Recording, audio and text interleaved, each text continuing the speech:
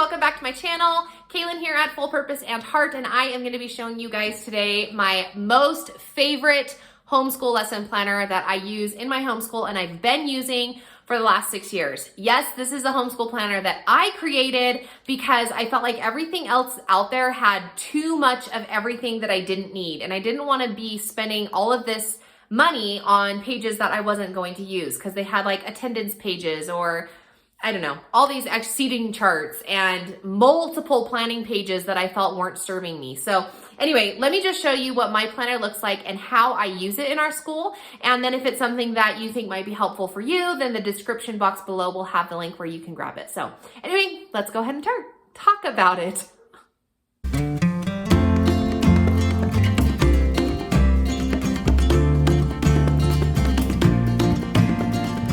Okay, so this is my homeschool planner from last year, and then I've printed off, although I don't have it bound yet, my homeschool planner for this coming school year, and it is new and improved. So I'm gonna show you a couple things that are new in here. Let me show you this first, and then I'm gonna actually go back to the old one and I'll show you how I actually use this planner in our school and why I like it so much, okay? So the homeschool planner comes with 5 different cover options or maybe 6. But anyway, I made this planner, I think it was 6 years ago. And I look at the covers now and I still really love them. Although I think maybe in the coming year, I'm gonna add more covers because I've used all the covers that are there. This one was the last one that I haven't used. But last year I did the apples. I have a yellow one. I have kind of a summery themed looking one and one that's like got more greeny muted tones. But anyway, so I think that next year for our next school year, I'll make sure to put a bunch of new covers in there. But anyway, so you can choose which cover you want and you just print it off. This year I actually printed it on heavier paper. I think, I'm not gonna be able to tell you, but it's not your usual like 20-pound paper. I think this might be a little bit more. It's somewhere in between cardstock and regular paper. But anyway, I went with a heavier paper because I have an obsession with pens, in case you didn't know. And so I love using colorful pens and felt pens, and the regular computer paper bleeds through all of those different kinds of pens. So I went with a heavier paper so that I could use the colors and maybe color code things or whatever that I want to for that. So I may or may not use it, but we'll see. Okay, so the next page you get is your year at a glance calendar. I started the calendar in July this year. In previous versions, I've only started it, I think in May or July, August. I think I started in August actually. I think I just barely added July, and then I also went through June at the end of the year. So if you are a full-time homeschooler, then you're gonna have all of the days of the calendar. I use this for my attendance. I don't have to turn my attendance in, but I just like kind of knowing at the end of the school year, the days that we did in fact do some kind of school, whether we sat at the desks or if we went on a field trip or whatever we did, even if we just did a read aloud the whole day. If there's something that I can count towards our school hours, then I mark it off on my calendar here, because at the end of the school year, without a doubt, my brain is going to tell me you didn't do enough. You didn't do enough time with your kids. You didn't do enough of your unit studies. Look at all of the supplies you've purchased that you didn't use.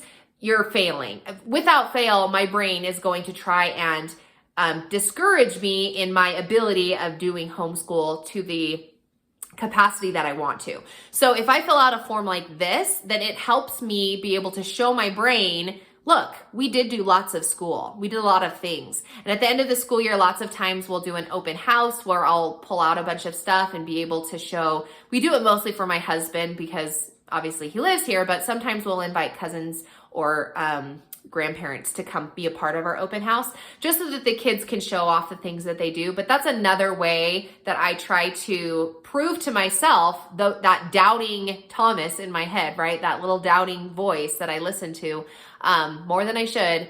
Anyway, then it's a way that we can all say, look, we had a successful school year. Anyway, that was a tangent, but I do include this as well, and then I'll just mark off the days accordingly. This is new. I just barely included this in the new file when you download it, but this is a big picture. I was asked to include this in my planner from one of my friends who has been so supportive of me, and she's just a fun friend now that I've never met. But anyway, so she recommended that I put this in here. as a place where you can kind of map out your school year. And I loved it because I have kind of transitioned a little bit into unit studies in our school and family school, kind of removed from the math and English portions, which are more grade specific.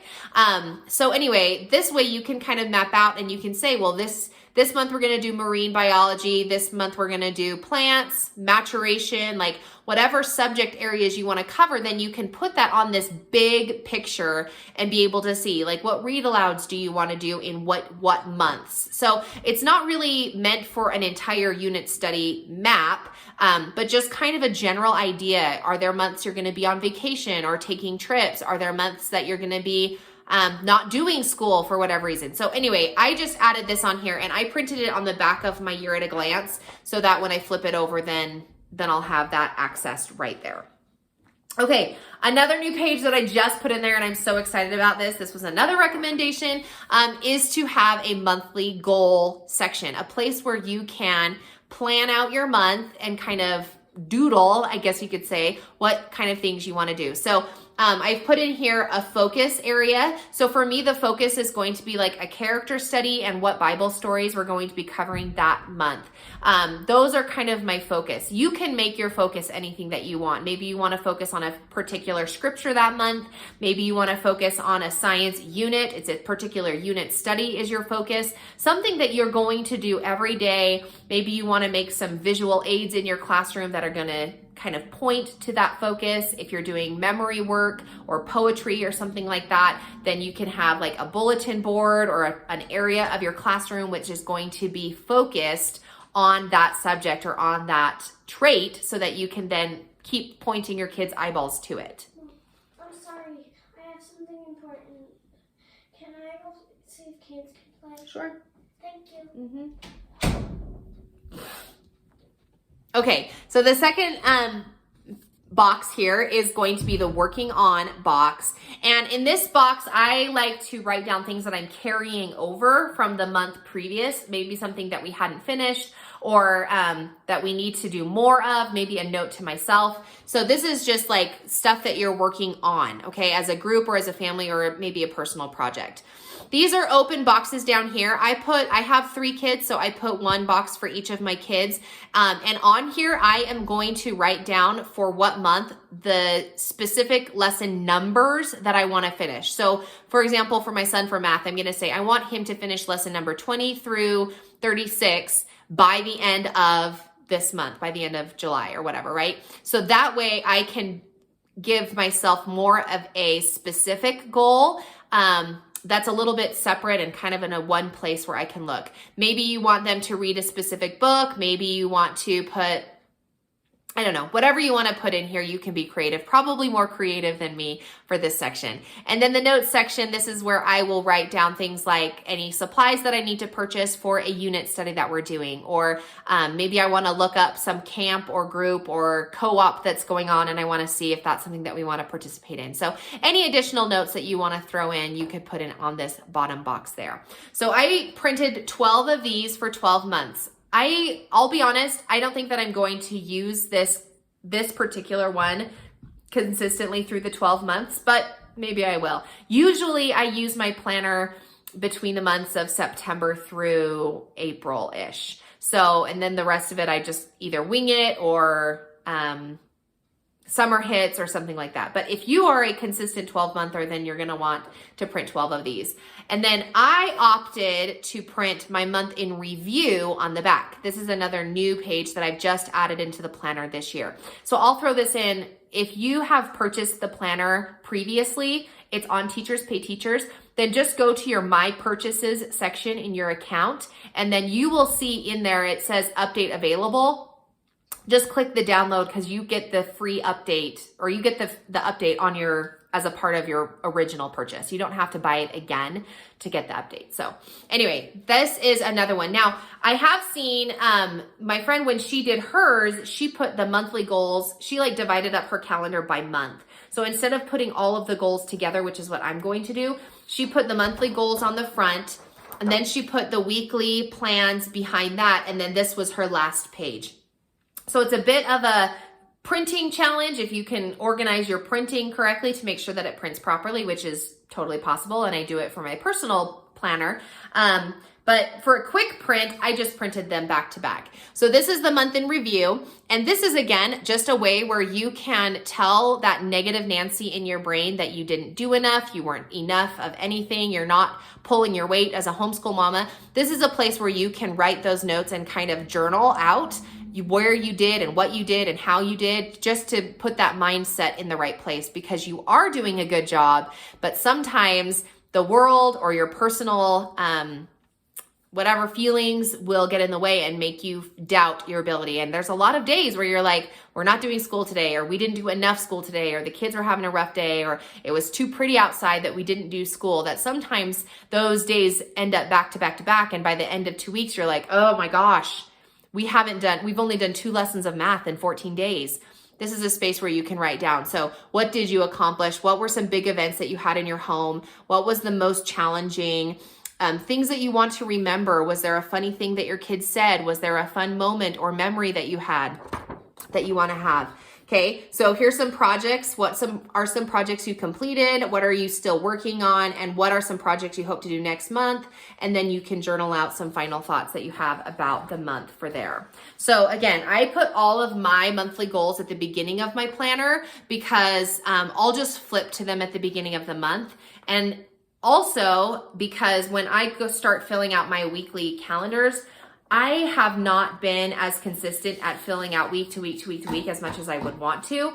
And so because it's an undated planner for me, I like to put all my monthly things at the beginning. That way, if I miss a few weeks or a days or whatever, and like the weekly calendars get all messed up, then I'm not wasting planner pages. I just move on to the next week. Does that make sense? I feel like it didn't come out very smooth in my words, but okay, so those are all of the new pages. And then the last part of the planner, there's a lot here, let me get to it, is your actual weekly pages. Now, these boxes are inspired by the Erin Condren planner or the Happy Planner or the Recollections planner. I think that might be a different company, but anyway, so they're just boxes. And the way that I do it, so they're undated. That way I can put the dates in there. Monday, Tuesday, Wednesday, Thursday, Friday. I put what week number it is because I count all of my weeks chronologically, regardless of whether or not we miss a week or not. So, for example, during the month of Christmas, like December, then we will only do physical school for 2 or 3 weeks. And then we take those 2 weeks off. The last week of December and the first week of January we take off. So my weeks would be 1, 2, 3 for December, but then when we pick up in January, it's going to be week 4. I don't count the off weeks. Does that make sense?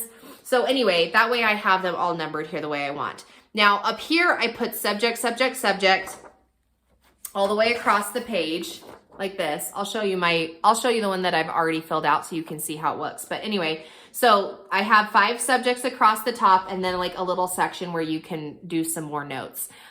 In this section is where I will put off like if I need to print some additional pages for their lap book, or if I need to buy some supplies, or if they haven't finished a particular workbook, or if, I don't know, anything that I want to like write in here, then that's what I'll do, okay? So I have these 2, I feel like this is getting weird. I have these 2 pages like this, okay?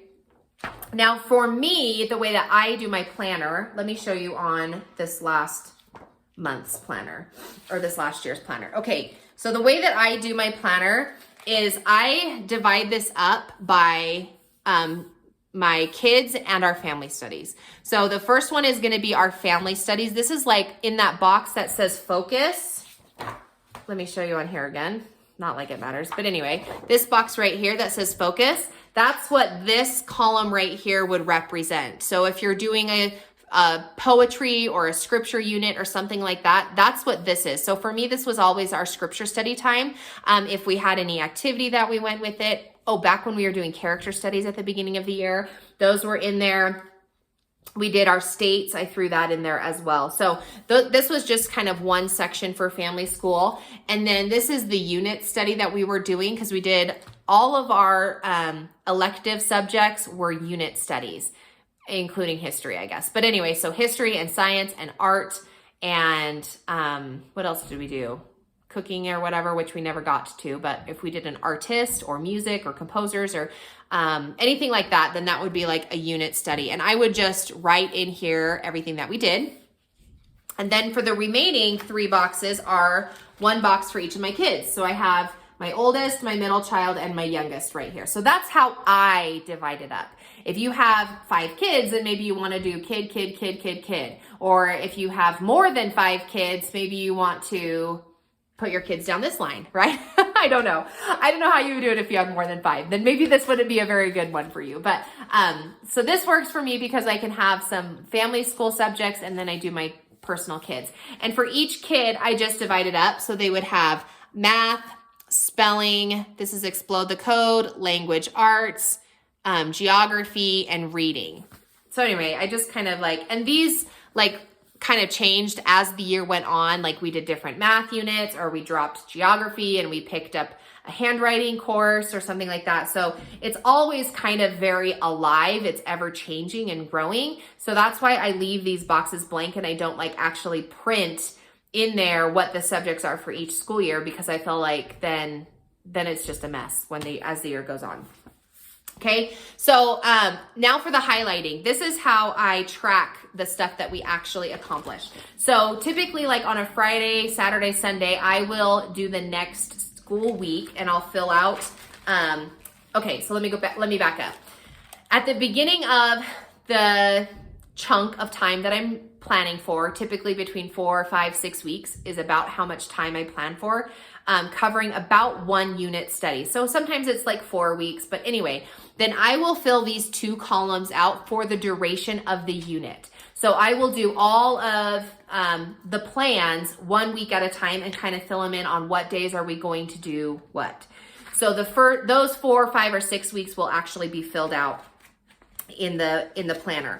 And then my kids sections, I fill out one like week by week as we go. So Friday, Saturday, or Sunday night, I'll sit down and I'll just kind of like write down what the next lessons are going to be for their work. This is mostly like workbook lessons or like video lessons or something that they're actually doing progressively through their studies. And so let's say that I've planned for them to do lessons 1 through 5 during week 1, but then we ended up taking some time off or they got sick. And so they only did lesson 1, 2, and 3. Then when I plan again, I'll just be able to turn the page and then start up on Monday again and be like, okay, so now we're going to do lesson 4 on Monday instead of what I had anticipated would be lesson 6, because now we're, quote, behind what I had planned, right? This has taken a lot of like stress and pressure off of me from the first years of our homeschool life when I was filling those crates. If you've been here for a season, then you know I was filling those crates with all of our schoolwork. And I was feeling a lot of stress by the time we got to the end of the school year because I would be like moving all of these pages from folder to folder back and back and back to try and like make sure that we're getting all of the schoolwork done. So now, because I fill it out week to week, I don't ever feel like I'm not going to, quote, finish in time. I'll just flip through a couple of pages, like the next few lessons in the book. And if I see that something is mastered, like my son understands it or my daughter's doing well in it, then I'll just skip those few lessons to kind of help us progress through the process, through the book and through the lessons. So anyway, that is how I do it. So then as we actually, oh, this is a week, not that it matters, but anyway, this is what it looks like kind of without all of the highlighting on it. Looks like I didn't really plan much that page, but anyway, so then I go through and I actually highlight what my kid actually completed and what we actually did. So then at the end of the week, I could kind of gauge, okay, this is what we did and this is what we didn't.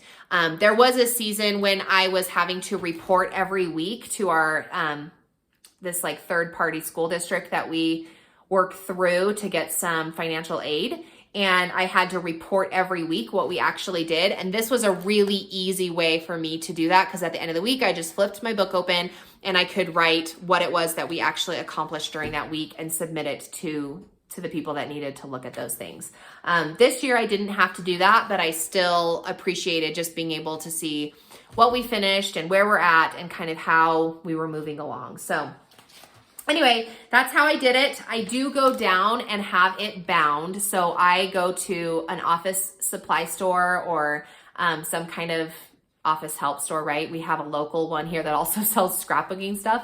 So it's fun to go, and while she's like binding it for me, I'll go look at all of her scrapbooking things because I guess that's still a thing for people. But anyway, and then I make sure and I get the like this plastic cover and then a black back. So by doing that, I think that the whole thing costs me maybe $5 to bind if I go to like Office Max, but this local store, it's like $3.50.